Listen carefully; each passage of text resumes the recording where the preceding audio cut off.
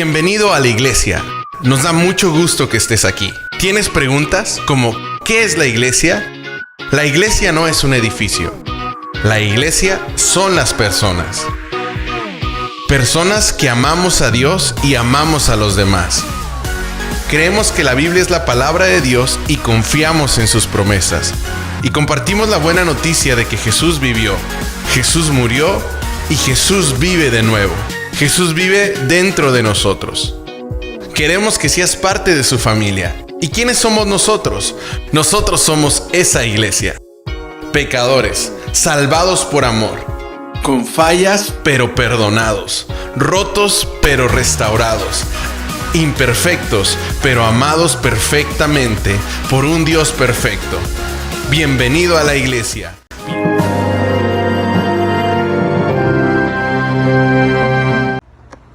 Hola, bienvenidos. En esta oportunidad queremos darle gracias a Dios por darnos la posibilidad de mantenernos unidos como hermanos, como familia, como iglesia, escuchando la palabra del Señor. Sabemos que la palabra de Dios es indispensable en todo momento y en los momentos de dificultad son de gran alivio para nuestro corazón. En Hebreos capítulo 10, versículo 23 dice: mantengámonos firmes, sin fluctuar la profesión de nuestra esperanza, porque fiel es el que prometió. Si recordamos cada día, cada una de las promesas que nos ha dejado Dios, nos ayudará a mantenernos gozosos y llenos de fe, y ayudaremos a otros a que no la pierdan. Te invito a que disfrutes esta programación que se hizo especialmente para ti, que sea de gran ayuda y que sea para la honra y gloria del Señor. Dios te bendiga.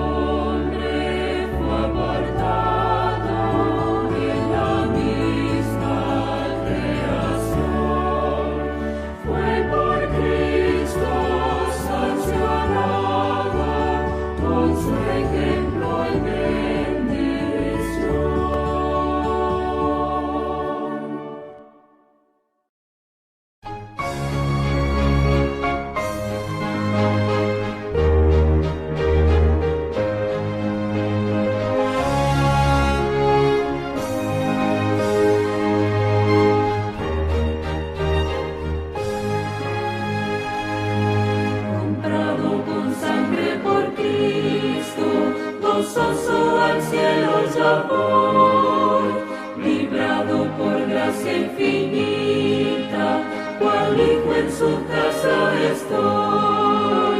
Por él, comprado con sangre yo soy, con él,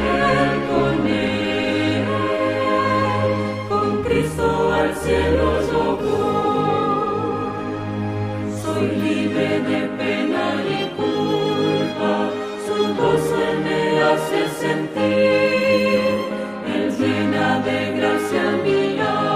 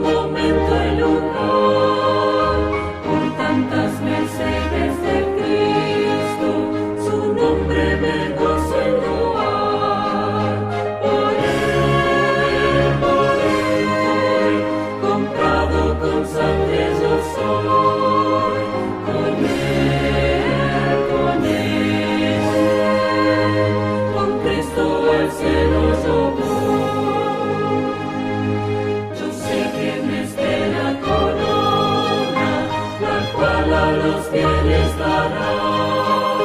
Me entrego con fe al Maestro, sabiendo que me guardará. Por él, comprado con sangre yo soy.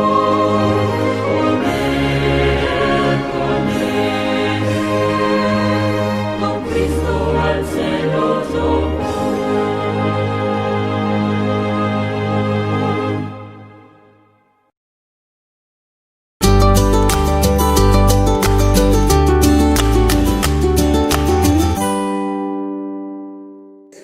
Hermano, los saludo en este momento y le doy un abrazo, hermano, de hermandad, y espero que todos se encuentren bien.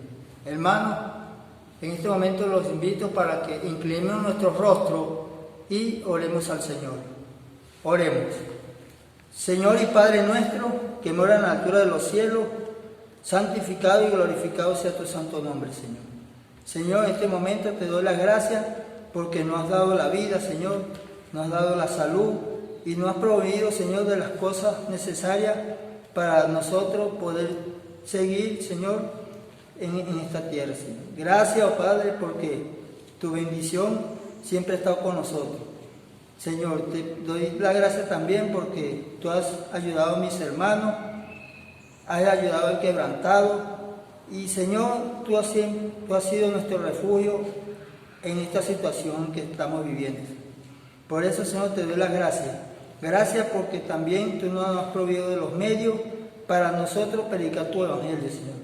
A través de la comunicación y la tecnología hemos avanzado, Señor. No nos hemos desmayado y seguimos en pie de tu predicación, Señor, llevando tu palabra a aquellos sitios donde todavía no se ha escuchado tu palabra. Padre, gracias porque nos tienes reunidos como hermanos y como familia. Te pido en este momento por el predicador que va a llevar tu palabra y que tu Santo Espíritu, Señor, lo llene de sabiduría para que las palabras que Él va a llevarnos a través de tu evangelio no sean de Él sino tuyas, Padre, y que nosotros las llevemos en nuestros corazones y podemos, Señor, seguir creciendo espiritualmente y confiando siempre en ti. Señor, llévanos por tu caminar para que así, Señor, nosotros no tropecemos ni a la derecha ni a la izquierda, sino que sigamos por ese camino angosto, pero seguro, porque es nuestra salvación la que tú nos quieres dar. Gracias, Padre Santo, por todas las bendiciones. Gracias, Padre. Y perdona nuestros pecados y nuestras faltas, Señor. Sabemos que somos pecadores delante de ti, pero que en ti conseguimos el perdón. Todo esto te lo pido, Señor, no es porque en nosotros haya mérito suficiente, sino por los méritos sagrados de tu Hijo amado, Cristo Jesús. Amén y amén.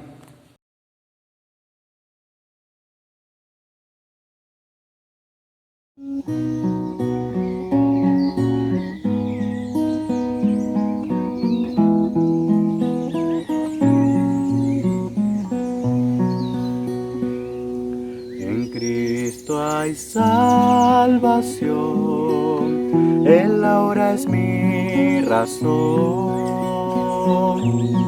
Le conocí en la oscura prisión de donde me rescató. Quisiera hablarte de Él, permite la ocasión.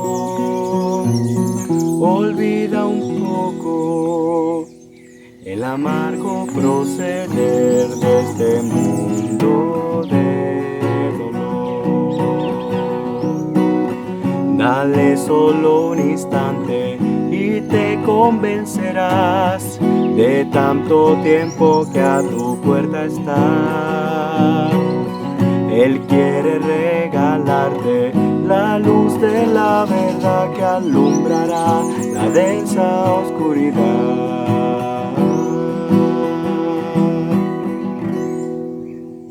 Y un nuevo corazón para amar la eternidad.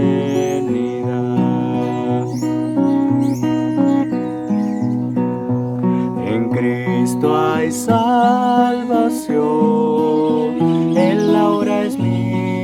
corazón. Le conocí en la oscura prisión de donde me rescató. Quisiera hablarte de él, permite la ocasión.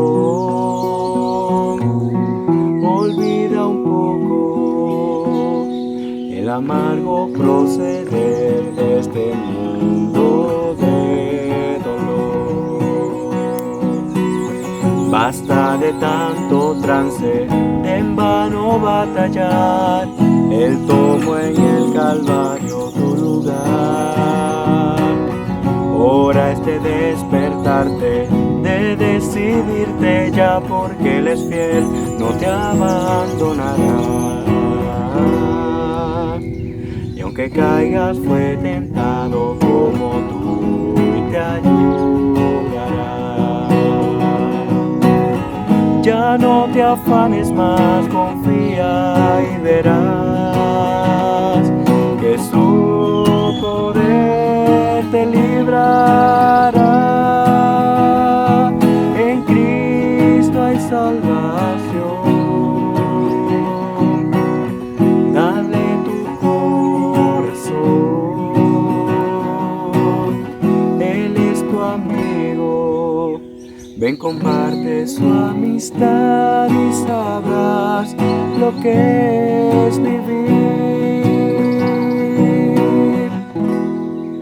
Porque en Cristo hay salvación.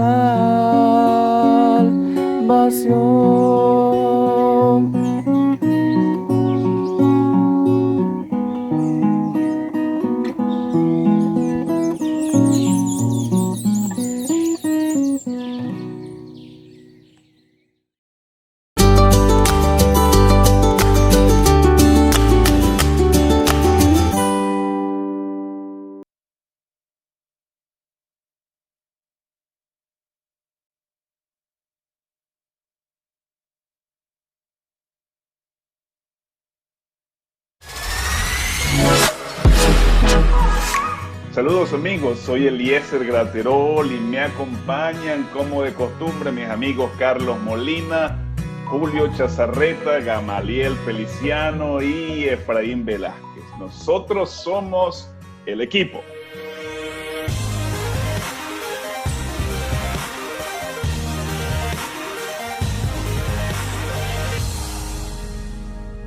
Hoy continuamos con el tema de la salvación y específicamente estaremos hablando acerca del santuario del desierto luego de que los israelitas salieron de la cautividad de Egipto.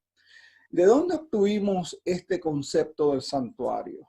¿Qué significado tenían los servicios que allí se llevaban? ¿Y qué relación hay entre el santuario y el ministerio de Jesús? Esas y otras preguntas serán el tema de nuestra conversación de hoy.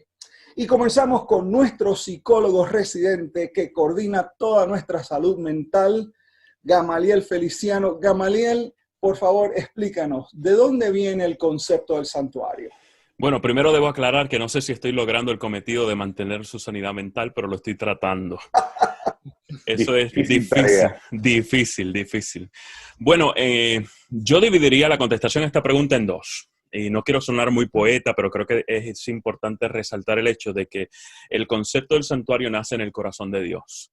Es Dios el que nos ofrece esta enseñanza y por dos razones principales. Dios sabe que nosotros aprendemos mejor en una secuencia de imágenes, de experiencias, y también sabe que necesitamos elementos concretos para validar una experiencia que es abstracta.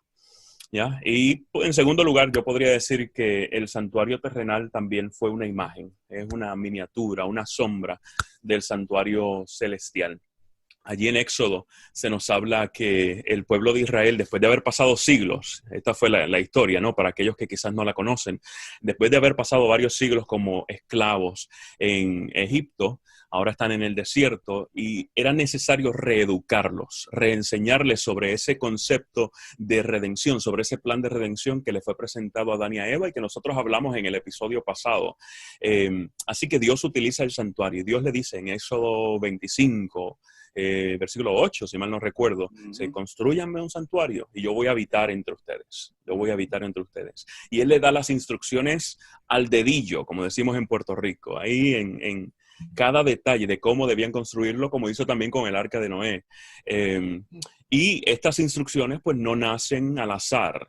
En el versículo 9, Él dice, se las doy siguiendo un modelo. A mí me gusta como la versión nueva internacional tiene este versículo, déjame ver, lo puse por aquí.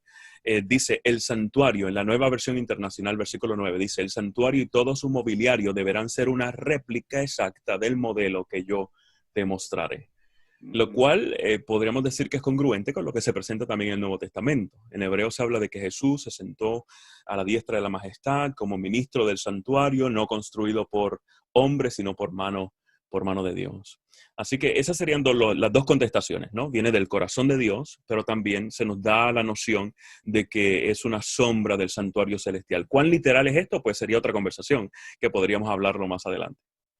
Muchas gracias, Gamaliel. Ahora, Eliezer, ¿cuál piensas tú que era el propósito supremo del santuario? Gama nos habla de que sale del corazón de Dios, que pues era para reeducar al pueblo, pero ¿cuál sería el propósito supremo del santuario? Y Carlos, ¿quieres la respuesta corta o la respuesta larga? Estamos tratando de educarte a ver si puedes llegar a hacer una respuesta mediana. Vamos, ni larga ni corta para ayudarte, mediana. Gracias. Carlos tratando de educar a Eliezer y Gama tratando de ayudar a Carlos para que no caiga en crisis psicológica por las respuestas de Eliezer. Tremendo. No. A mí me encantan. Así que, Eliezer, dale, que a mí me fascina. Así como Gama, dos razones para contestar tu pregunta, Carlos. La primera, acuérdate, Génesis 3:9, la primera pregunta, yo creo que mencioné eso la semana pasada, la primera pregunta que Dios le hace a Adán y Eva es, ¿dónde estás? ¿Dónde están? Pues había ya separación. Después que Adán y Eva pecaron, había separación. Y Gamaliel mencionaba Éxodo capítulo 25, versículo 8, aún en medio de esa separación y de esa relación rota, el propósito supremo, principal del santuario es Dios siempre tomando la iniciativa y queriendo morar en medio de su pueblo. Y eso es un mensaje lindo que encontramos en todo el Antiguo Testamento y por supuesto en el Nuevo, y posiblemente la semana que viene vamos a hablar de eso. Así que, Carlos, esa es la primera razón. Una respuesta bien corta. Dios queriendo estar en medio de sus hijos, escuchen esto, aún pecadores. Así que encontramos un tremendo énfasis aquí en su gracia. Gloria a Dios. Y yo me atrevería a decir, como respuesta número 2, o razón número 2, el propósito del santuario para proveer restauración y sanidad. Otra vez, esta es una temática en todo el Antiguo Testamento. Dios tratando de resolver el problema del pecado, Dios tratando de restaurar esa relación rota. A mí me encanta lo que ha dicho Gamaliel en sesiones anteriores. Dios quiere su familia de vuelta. Y justamente en este asunto del santuario, el Señor está resolviendo el problema del pecado, por supuesto, en medio de una ilustración.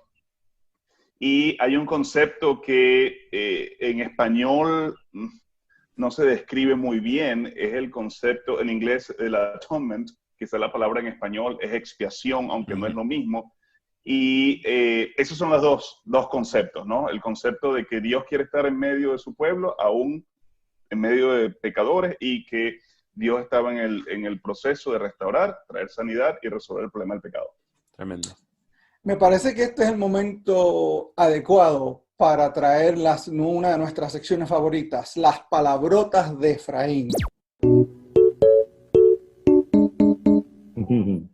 Pues fíjate, Eliezer acaba de mencionar atonement en inglés, que usualmente se traduce como expiación. él muy bien presenta que los conceptos no son precisamente equivalentes, pero usualmente esa es la traducción que tenemos. Pero para darle una palabrota, hay una palabrota que tal vez el significado en español puede sonar doloroso, que sería la palabra capar. Pero capar con K se está refiriendo a cubrir. Y tal vez ustedes han escuchado las palabras con la familia de capar, como, por ejemplo, kipá. Kipá se refiere a esta cubierta que se pone en la cabeza. Los judíos usualmente lo utilizan. Yo tengo el kipá jíbaro. Exactamente. Y tú que has estado en Medio Oriente, Carlos, recuerdas kafía. Kafía es precisamente la tela que utilizan, usualmente los palestinos lo hacen blanco y negro y el resto lo hacen rojo y negro.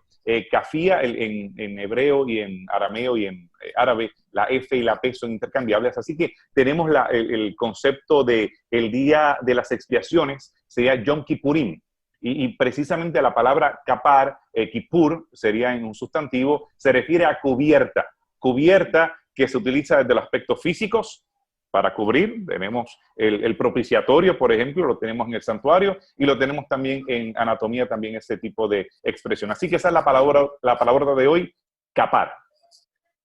Amén. Ahora, Julio, ¿cómo estaba dividido el santuario que construyó Moisés? ¿Cuáles eran esos componentes principales que cuando tú estudias la Biblia tú encuentras allá? Bueno, tomo lo que mencionaban inicialmente Gamaliel y Eliezer acerca del versículo 8 del capítulo 25, cuando Dios le dice a Moisés que haga un santuario. El versículo 9, como bien decía Gamaliel, dice que tiene que seguir ciertos lineamientos. En Hebreos capítulo 8, Pablo lo explica diciendo que lo que hizo Moisés fue el modelo que Dios le había mostrado en el cielo. Es interesante que esa tienda o ese tabernáculo de reunión, no hay que confundir el santuario que había en los días de Moisés con el que después construyó, o el templo que después construyó Salomón, que tenían elementos similares, o que las mismas cosas, los mismos componentes, pero en la tienda aquella que se movía en el desierto, que tenía como propósito, como bien decía Eliezer, presentar a Dios y al plan de redención, o sea, Dios con ellos y el plan de redención de Dios en favor de su pueblo, con quien quiere habitar y a quien está purificando, limpiando, con el fin de tenerlo a su lado por el resto de la eternidad, porque si hay algo que me gusta ver en el santuario es eso, que Dios quiere estar con nosotros siempre. Bueno, ese santuario o ese tabernáculo tenía tres partes, podríamos llamar. La parte externa, donde estaba el altar, el lavacro, la parte interna que estaba dividida en dos secciones. Tenía el lugar santo, donde habían ciertos elementos, panes, mesas, candelabros, y el lugar que era conocido como el Santo de los Santos. Y fíjate que ese nombre, Santo de los Santos o Santísimo, es uno de los nombres que se le da a Jesús. En el capítulo 9 de Daniel, cuando Daniel habla de que Jesús vendría, de que el Mesías estaría, se habla de ungir al Santo de los Santos, al Santísimo, y ese es Jesús, ¿no? Así que el santuario que lo representaba a él tenía un montón de elementos que representaban la obra redentora de nuestro Señor Jesucristo. La obra que haría en la cruz, cómo Dios trabajaría con el problema del pecado, no solamente para limpiarlo de la vida de sus hijos, sino para erradicarlo incluso de toda la existencia, de todo el universo.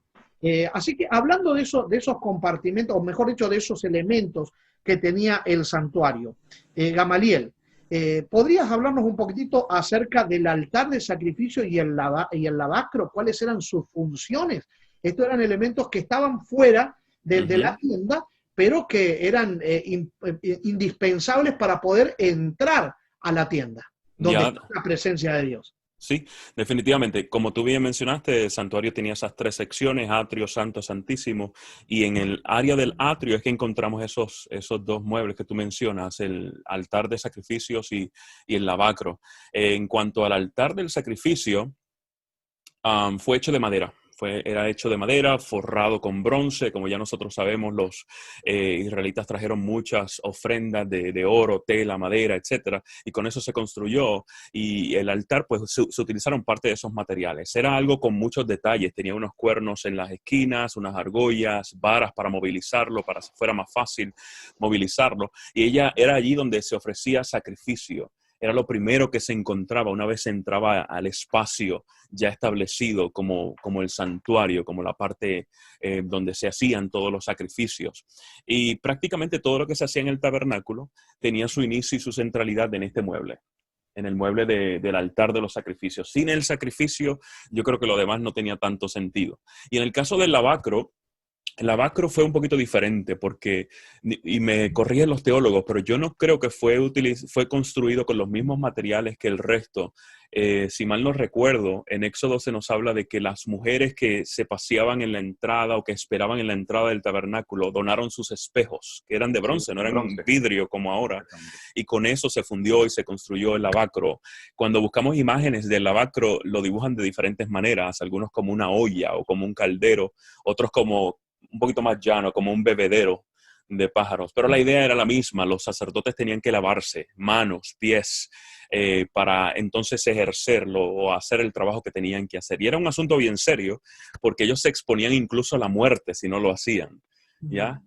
Según el Talmud, había un rito que hacían, no conozco los detalles de esto, pero tocaban el pie derecho con la mano derecha, pie izquierdo con la mano izquierda, justo al momento de lavarse, como una ceremonia de limpieza, de purificación, que era la función del lavacro especialmente, era recordarle la necesidad de purificación, de santificación, en todo el rito que estaban llevando a cabo allí, en el santuario. Así que el sacrificio les daba oportunidad de ser aceptados y limpiados a través después del lavacro para entonces entrar al lugar primero del compartimento, llamado lugar santo. Efraín, cuéntanos, una vez que ya se pasaba por ese proceso para entrar a ese lugar santo, ¿qué pasaba allí en el lugar santo? ¿Qué representa ese lugar santo? ¿Qué nos puedes decir acerca de eso? Como Gamaliel ha mencionado, la estructura del santuario era tripartita, tenía 3 partes. Esto es una estructura que es conocida en el antiguo Cercano Oriente, incluso algunos santuarios que predatan el Éxodo por siglos. Y en la primera parte, la parte del atrio, tenemos elementos similares como un altar, como un área donde se lavaban las víctimas y se hacían también la preparación de aquellos que iban a participar.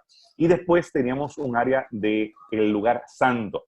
En esta área del lugar santo, en el caso del santuario hebreo, teníamos la menorá, o teníamos, como se le conoce como el candelabro, teníamos una mesa para panes sagrados, teníamos también un incensario, donde constantemente se mantenía ese aroma que se presentaba delante del lugar santísimo. Delante de ese incensario había una cortina que hacía esa separación. Algo que es bien importante, este velo, como lo presenta el autor de Hebreos, más adelante en la carta, hablando acerca del significado de los mismos.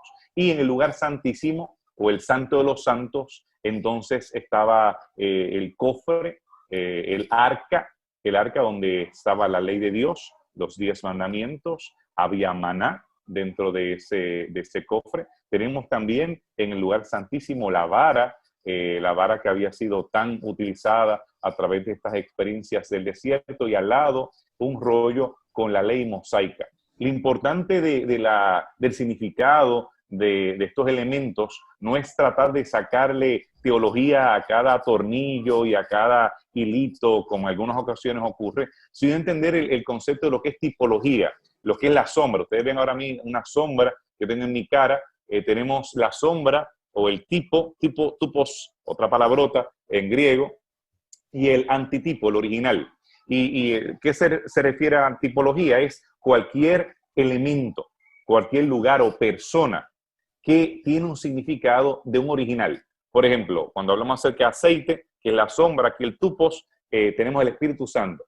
Cuando hablamos acerca del lavacro y de lavar la víctima, tenemos el bautismo. El bautismo de Jesús es el antitipo, mientras acá tenemos el tipo. Y por esa razón el santuario se convierte en toda un PowerPoint, como decía Carlos la semana pasada, toda una demostración del plan de la salvación, que en otro momento dado tal vez pudiésemos hablar acerca de todos estos detalles, porque cada uno de estos muebles y elementos tiene un significado rico que es cumplido en Cristo y en su ministerio a través de las edades. Amén.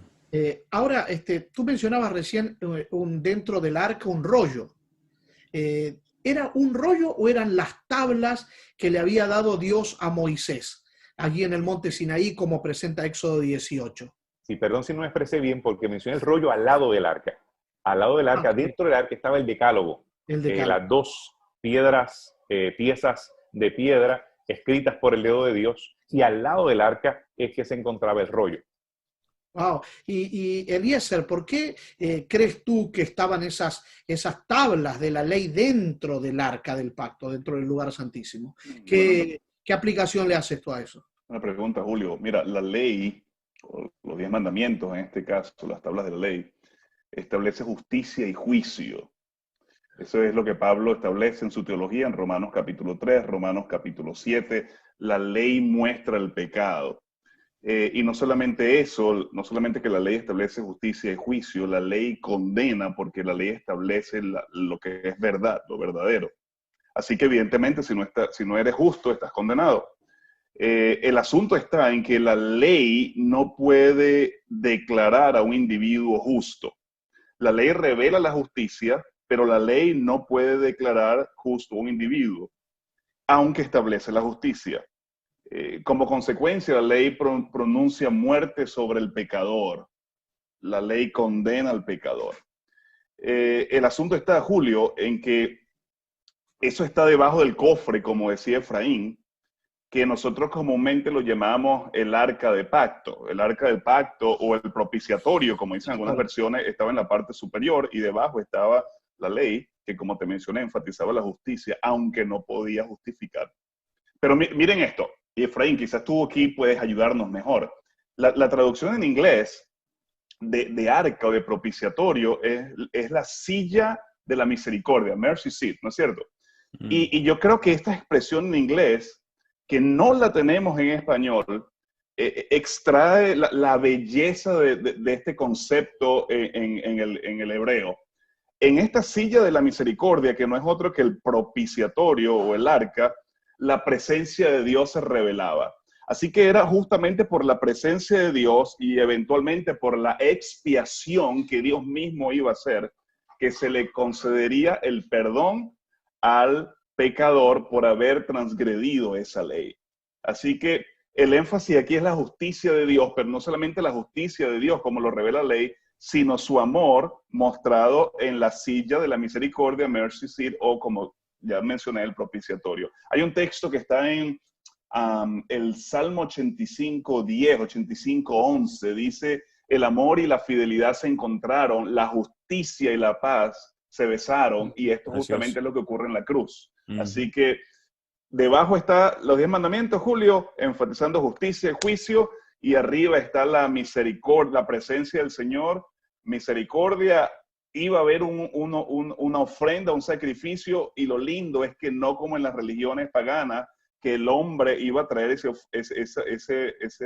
ofrenda y esa expresión. Dios mismo traería, y últimamente Dios mismo se convertiría en esa ofrenda y en esa expresión.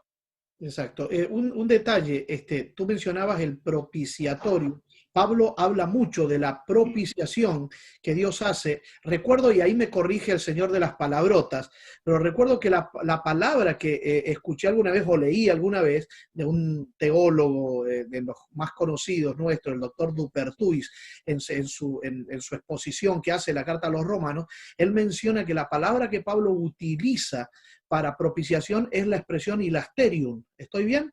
Que significa calmar la ira. Ese es el concepto que muchas veces encontramos aún en religiones del mundo greco-romano, pero Pablo expande el concepto griego para fusionarlo con el concepto hebreo. Pero es interesante que Dios calma su propia ira, porque Él es el que hace propiciación por nuestros pecados. Eso es maravilloso. Amén. Hablamos del propiciatorio que estaba sobre el arca y ese arca que estaba en el lugar santísimo. Carlos, ¿qué importancia tiene este lugar santísimo?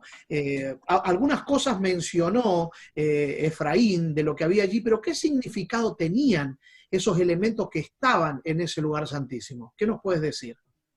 Pues mira, Julio, el nombre Santísimo te da te ayuda a intuir que era un lugar muy especial. Estábamos hablando que, como hemos dicho, el santuario tenía 3 partes: un atrio donde ocurrían los sacrificios, que era un área abierta. Luego entramos al primer compartimiento, que era el lugar santo. Pero ahora estamos hablando de que este es el lugar santísimo. Entonces, esa diferenciación entre los dos lugares te debe ayudar a saber de que este era un lugar extremadamente especial. Tanto así que no se entraba sino una sola vez al año. El sumo sacerdote en el día del Yom Kippur entraba a ese lugar. Y como ya hemos mencionado, pues ahí estaba el arca del pacto, se encontraron las tablas de la ley, lavar, todas estas cosas, pero ahí era allí donde la presencia de Dios, el Shekinah, era lo que se presentaba. Ahí era cuando Dios se mostraba su presencia en ese proceso de los sacrificios y de todo lo que ocurría en el santuario. Entonces, este lugar santísimo es un lugar muy especial, es un lugar único, no cualquiera entraba, una sola persona específica entraba, el sumo sacerdote, una sola vez al año, y todo esto estaba ayudando al pueblo israelita a entender la importancia de la seriedad con que Dios estaba tomando esto y que ellos también lo tenían que tomar. Pero eso no quiere decir que sea algo seriedad como que rígida, miedoso, algo así. No, es que es de importancia. Porque como bien dijo Eliezer, ahí estaba la ley de Dios rodeada de su misericordia. Entonces, se me ocurrió cuando Eliezer estaba hablando, pensar que la ley de Dios es el fundamento de su misericordia. Ahora, ¿cómo entonces nosotros entendemos los ritos del santuario? Eliezer, dime, ¿cómo era un día en el santuario? ¿En qué consistían esos ritos diarios del santuario? Mira, antes de contestar esa pregunta, permítame expresar mi frustración y mi tristeza con todos ustedes, porque ya estamos casi que entrando a la parte final del programa y ninguno hizo mención de mi corte de cabello. La semana pasada todos a ustedes, a Julio, le dijeron que se veía muy bien y ni siquiera ustedes se dieron cuenta. Pero bueno, estamos Mi caso fue que yo estaba deslumbrado con tu camisa hawaiana y no noté el cabello. Pero eso lo utilizo todas las sesiones, todos los episodios. Así es cierto. Eliezer, quizás debemos estudiar la etimología de la palabra corte versus falta. Y bueno, quizás. Bueno, ten cuidado con lo que dices porque Nelly también estará viendo este programa. Ok. Me mencionaste, Carlos, los ritos del servicio, ¿no? Sí, los ritos diarios. O sea, en la Biblia encontramos que había unos ritos diarios. Háblanos un poquito de ese proceso de diario. Mira, cada mañana y cada noche era sacrificado un corderito y presentado como ofrenda. Esto, en especial el libro de Daniel y en el Antiguo Testamento, se conoce como el continuo, cada mañana y cada noche. Por supuesto, esto simbolizaba la consagración diaria, en este caso de la nación israelita, o del individuo para con Dios. Hay un libro que es un éxito de librería titulado El Camino a Cristo, y allí el autor, Elena White, ella dice: conságrate a Dios todos los días, haz esto, ustedes lo han leído, ¿no es cierto? Tu primer trabajo. Y justamente este es el énfasis de este continuo, del sacrificio que se presentaba, el corderito que se presentaba en la mañana y en la noche. Otra vez simbolizaba consagración. Eliezer, ese sacrificio era representativo de la colectividad de Israel. Sí y no. Déjame tratar de elaborar este asunto y yo creo que ahí va presentada la respuesta. Mira, este sacrificio, que más que un sacrificio era una ofrenda, más que un sacrificio era una ofrenda, también simbolizaba la constante dependencia sobre la sangre, eventualmente la sangre expiatoria de Cristo, que posiblemente vamos a hablar de esto la semana que viene.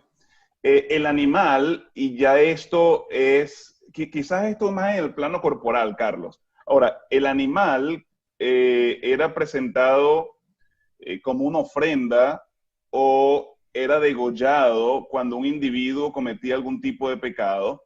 Y ya aquí obviamente es el plano más personal.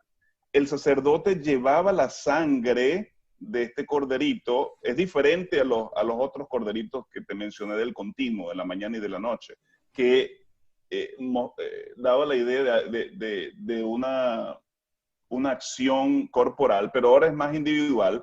El individuo pecaba, el corderito era muerto, el sacerdote llevaba la sangre al lugar santo, el sacerdote la rociaba sobre la cortina que estaba delante del arca que contenía la ley, el lugar santísimo que ustedes lo explicaron. Allí estaba la ley que el pecador había transgredido. Y entonces por esta ceremonia, Carlos, el pecado a través de la sangre de ese corderito era transferida al santuario. El pecado era transferido al santuario. El pecado no se transfería al animal, el pecado se transfería al santuario. Los pecados de Israel que eran transferidos al santuario contaminaban el lugar santo, y todos estos utensilios que Efraín mencionaba, que cada uno de ellos, como decía Efraín y Julio, representaban una parte del ministerio de Jesús. En un sentido, entonces Jesús sería contaminado. Jesús sería contaminado. Entonces, obviamente, se requeriría un trabajo especial para remover todos estos pecados. Bueno, pero déjame, espérate, que es que tengo otra pregunta que quiero que Gamaliel me conteste. Uh-huh. Antes de eso, Carlos, si me permites, para darle apoyo a lo que está diciendo Eliezer, porque puede ser que alguien que nos escuche diga, pero ¿cómo va a decir este hombre que Jesús en algún sentido era contaminado? Bueno, Pablo en 2 Corintios 5:21 usa una expresión tremenda, dice, al que no tenía pecado, se hizo. Dios lo hizo pecado por todos nosotros para que nosotros seamos hechos justicia de Dios. Tremendo eso. Oh, gracias, Julio. Bueno, pero familia, se me están adelantando porque el próximo episodio que va a culminar la trilogía esta de episodios de la salvación, vamos a estar hablando de eso. Ahora, yo sé que ustedes se me emocionan y se me van como ovejas descarriadas y yo como pastor tengo que traerlos otra vez. Así que Gamaliel, ¿cuáles eran los tipos de ofrenda? Eliezer nos mencionó un poco de eso, pero ¿cuáles eran los distintos tipos de ofrenda que menciona la Biblia y cuál era el significado? En Levítico se nos menciona por lo menos 5 tipos de ofrenda. Se habla acerca del holocausto, que era los animalitos que se utilizaban dependían del estatus económico de la persona, siempre eran machos, era un servicio mayormente voluntario, y ahí se hablaba de la propiciación del pecado, de entrega a Dios. También se habla en Levíticos capítulo 2, del 1 en adelante, 1 hasta el 5, se habla acerca de los granos y tributos. Quizás ustedes han escuchado esto, se celebraban mayormente, era como un agradecimiento por las cosas que se recibían. Allí se daba pan sin levadura, los granos, etcétera, etcétera. Incienso también se llevaba allí. Y también era algo voluntario. El otro era el de paz o compañerismo, que se utilizaba un animalito sin mancha, dependiendo también del estado económico de la persona. Otro servicio voluntario, y simbolizaba más una entrega a Dios o compañerismo o hasta pacto, un voto, se hacía un voto. Y los otros 2 que voy a mencionar pues eran mandatorios, están en el capítulo 4, capítulo 5 de Levítico, que era por el pecado y por la culpa. En el caso de la ofrenda por pecado se hablaba de animales hembras o machos y eran clasificados de acuerdo también al estado económico de la persona. Y se hacía por aquel que había cometido un pecado sin intención o que necesitaba purificación para su vida, digámoslo de esa manera. Y en el caso de la culpa, o la ofrenda por la culpa, pues se utilizaba un carnero o una oveja, sin mancha.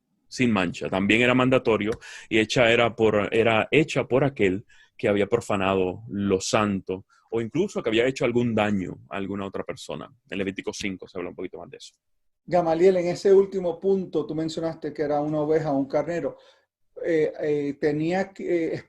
había especificación en cuanto al si era macho o hembra para ese último sacrificio. Yo no recuerdo. Ustedes, muchachos, ustedes recuerdan, ahí era macho, ¿cierto? Macho. Era, ¿ya? Sí, era macho.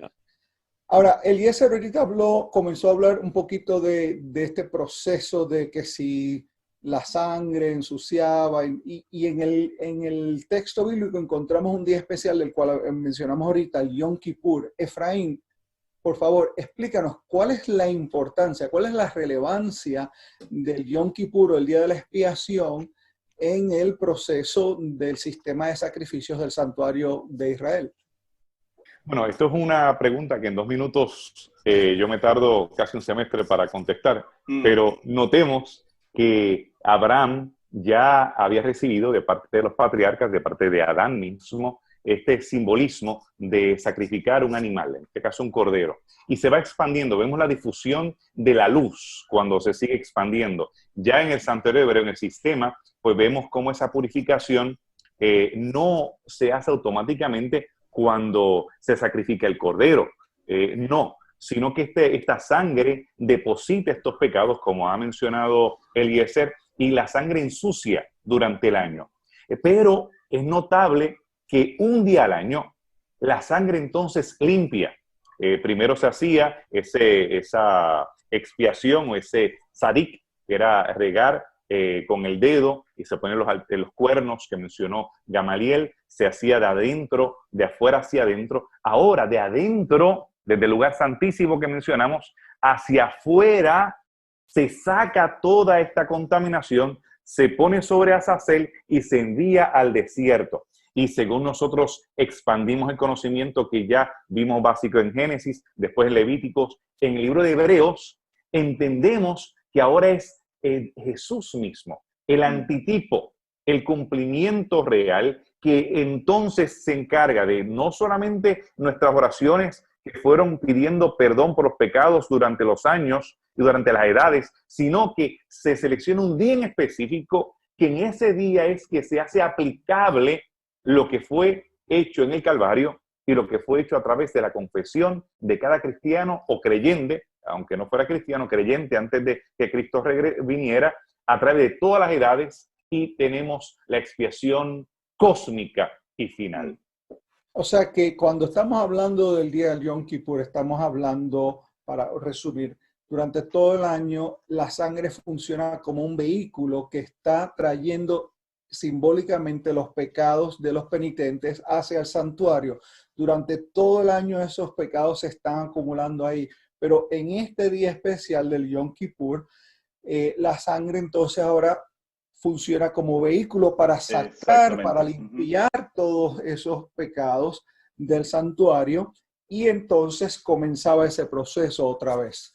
Julio, estamos hablando bastante de la sangre, y de hecho a través de toda la historia bíblica y en el Nuevo Testamento se habla mucho de la sangre. De hecho, en el mundo cristiano hay canciones hablando del poder de la sangre de Cristo Jesús específicamente.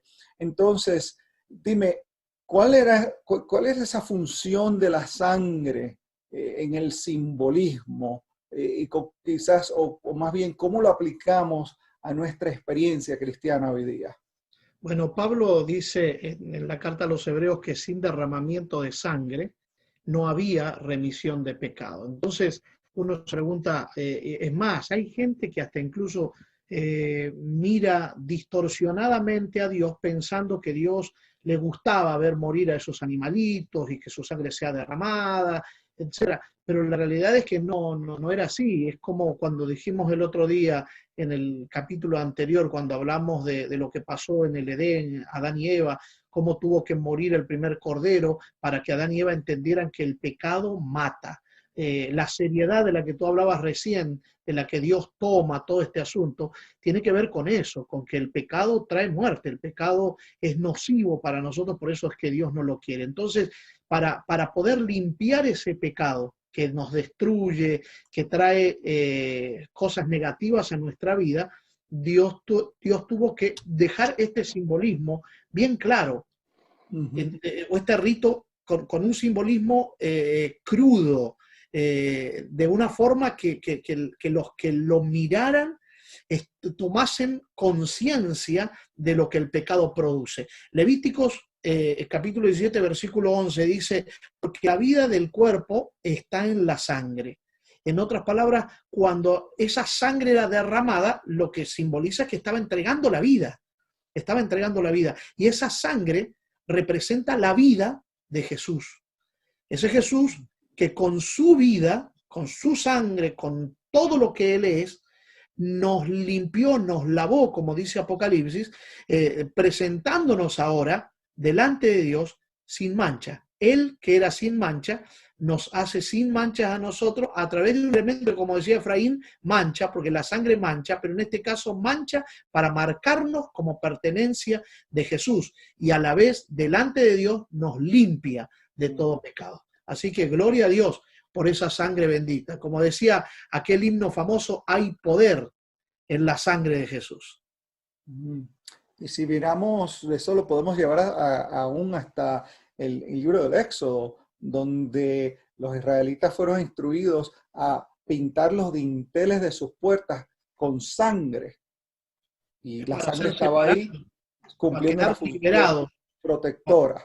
Cuando pasara el ángel, claro, definitivamente esa sangre te cubre, te limpia, te protege, te salva, te sana, te libera. Es una sangre bendita.